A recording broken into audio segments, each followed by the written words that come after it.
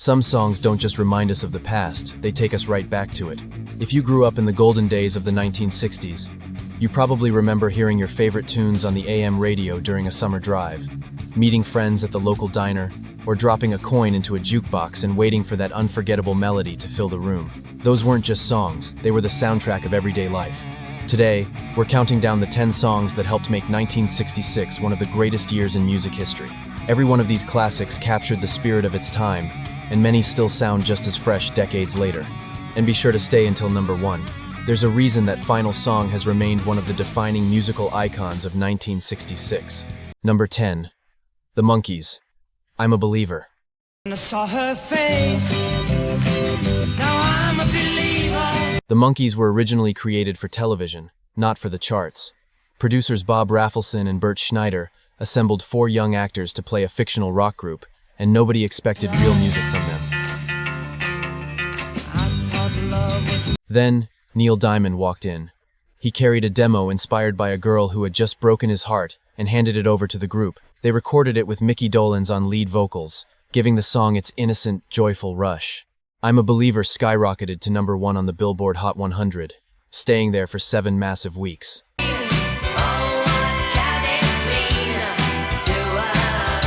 Born from a television experiment and genuine heartbreak, this 60-year-old gem still feels incredibly alive today. It reminds us that while love can blind us, it is also the only thing that can save us.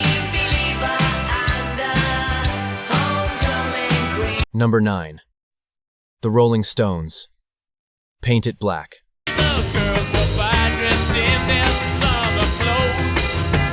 Released in May 1966, Paint It Black still sounds like a heavy door slamming shut on the bright world of pop. The Rolling Stones did the impossible. They turned Pitch Darkness into a global hit single. Written by Mick Jagger and Keith Richards, the track went through several iterations before finding its final, haunted shape. Even an accidental comma slipped into the title during printing, though the band never intended it. But the true secret weapon of the track was the sitar. Brian Jones became absolutely fascinated by the instrument after hearing the Beatles use it on Norwegian Wood, and his hypnotic part gave the song its sinister edge. Combined with Andrew Loog Oldham's driving production and a rhythm section that felt like a march toward disaster, the song reached number 1 on the Billboard Hot 100. It remains one of the Stones' darkest classics, sounding like a funeral and a riot all at once.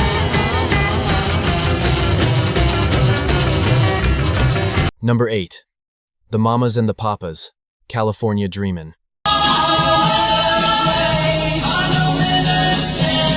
John Phillips wrote California Dreamin' during a brutal, freezing New York winter, where his intense longing for the West Coast made California feel like an absolute paradise.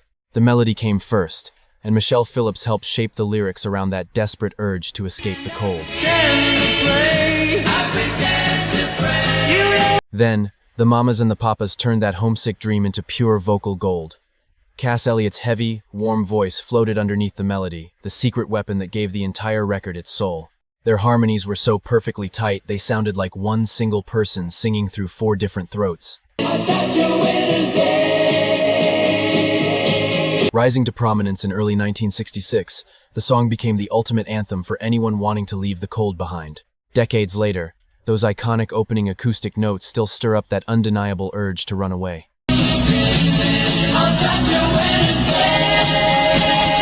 Number 7.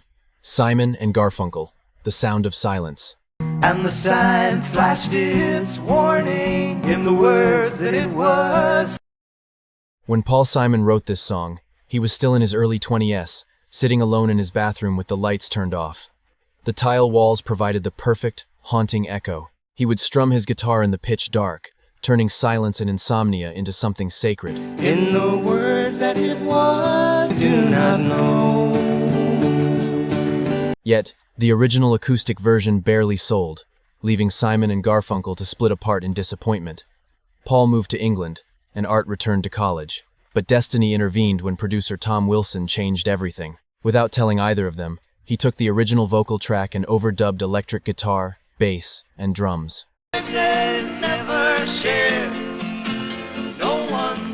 Suddenly, a private moment of loneliness exploded across the entire country.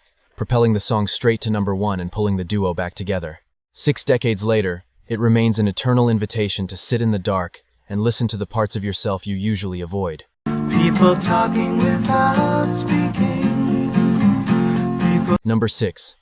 The Troggs, Wild Thing. But I wanna know for sure.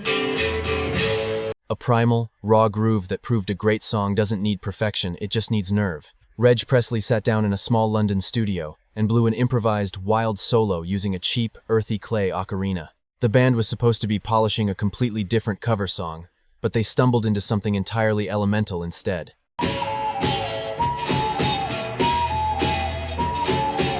They recorded Wild Thing in a single session and released it that very same week. There was no time to overthink it, and no time to ruin it. Built around a guitar riff so wonderfully simple a child could play it, the song reached #1 on the Billboard Hot 100. Reg Presley's gritty voice and that stomping rhythm still invite us to move, reminding us that human desire is always wilder than we plan. Number 5. The Beach Boys, Good Vibrations.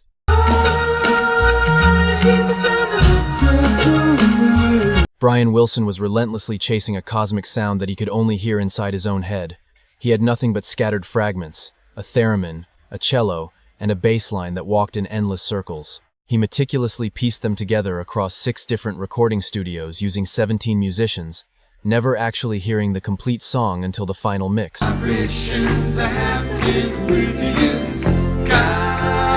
His bandmates genuinely thought he had lost his mind, and the record label was terrified he was wasting all their money. But his obsession resulted in a pocket symphony that became the most expensive single ever recorded at that point. It conquered the Billboard Hot 100 at #1, born from a man who heard music nobody else could hear.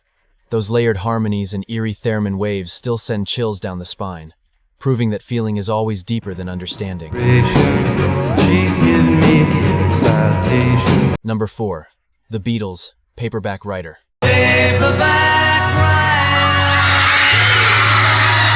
It all started with a simple, challenging question from Paul McCartney's aunt at a family dinner.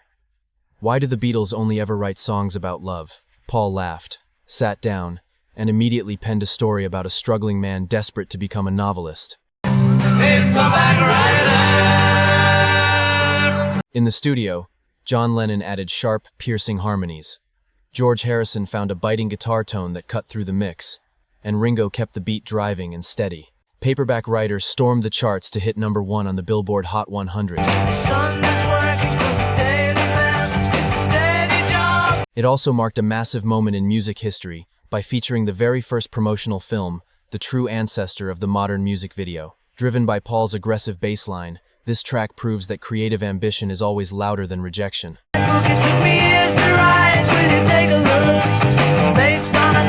Number 3. The Hollies, Bus Stop.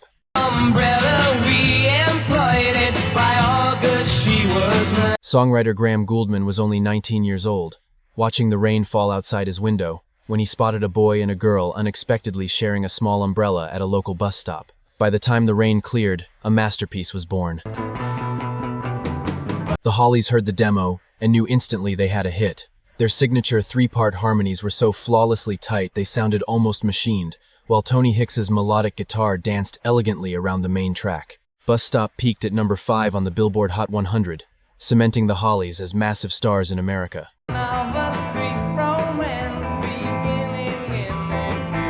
Through Alan Clark's unforgettable, soaring lead vocals, this hit turned a mundane rainy afternoon into an eternal romance that still sounds incredibly fresh today.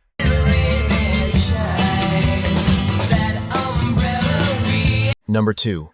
The Kinks, Sunny Afternoon. All I've got's this sunny afternoon. Ray Davies was completely broke. The taxman had come and ruthlessly taken almost everything he owned. So, instead of despairing, he sat out in the sun and wrote a brilliant, deeply sarcastic song about being absolutely broke in the heat.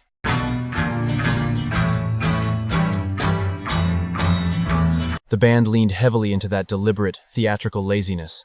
Dave Davies found a guitar tone that sounded like a cynical sneer. The piano stumbled into the track like a drunkard wandering into a music hall, and the bass line was so relaxed it practically laid down on the floor. Help me, help me, help me sail away. Sunny Afternoon hit #1 in the UK, becoming the ultimate anthem of British irony.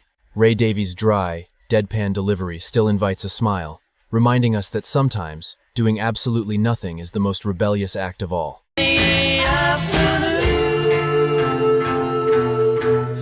Number 1. The Lovin' Spoonful, Summer in the City. In the city, all around, people looking half dead, walking on the sidewalk harder than a man. Our number 1 spot, the ultimate sonic crown of 1966, belongs to a masterpiece that completely redefined urban pop music. Summer in the City by the Lovin' Spoonful. Stepping away from their usual lighthearted acoustic folk style, John Sebastian and his bandmates wanted to capture the gritty, suffocating heat of a New York summer day and the explosive, liberating energy when the night finally falls. I'm wheezing like a bus stop, running up the stairs, gonna meet you on the rooftop. They turned the studio into a playground of brilliant sonic experimentation, capturing real-world sound effects like blaring Volkswagen car horns and jackhammers, cutting them straight into a powerful, heavy drum beat. That bold gamble paid off massively when the track hit #1 on the Billboard Hot 100 in August 1966. It's a pity the days can't be like the nights in the summer. John Sebastian's warm vocals paired with that driving urban energy still effortlessly release the pressures of daily life, reminding us that while the relentless heat of the day can wear us down, once the music starts at night, we are the ones who rule the world. In the summer, in the city, cool town, meeting in the city.